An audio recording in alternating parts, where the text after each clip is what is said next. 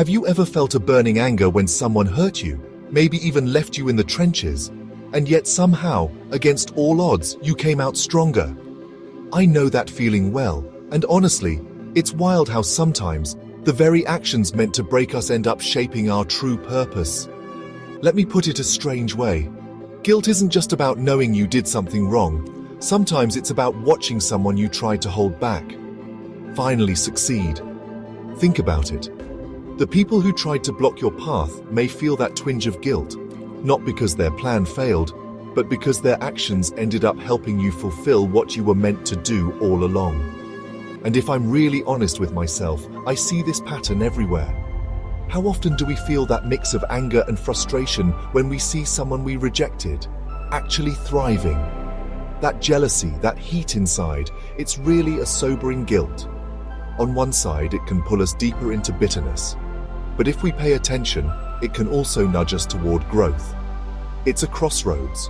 One path leads to more regret, the other to learning and, hopefully, change. Here's the kicker.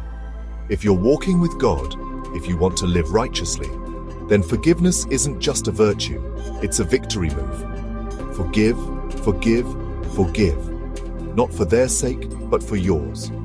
By letting go, you claim the reward of your own journey. Their selfish acts? They only helped you reach your purpose. Even when it felt like you'd never make it out, God was working behind the scenes.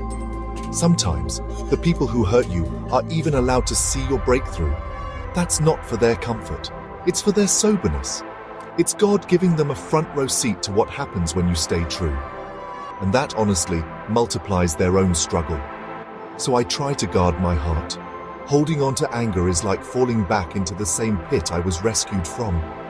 If I let bitterness win, then the people who wanted to see me fail, well, they get exactly what they wanted. But if I keep moving forward, if I keep forgiving, the reward is mine. Their anger and frustration, that's their own burden to carry.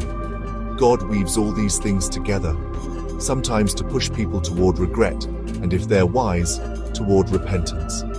So here's my challenge. Forgive, not because it's easy, but because it's powerful. Let your story be one of grace. Let their actions turn into stepping stones for your purpose. And if you find this resonates, if you want to explore more mysteries and shine God's light on old beliefs, stick around. Subscribe. You never know what you might discover next.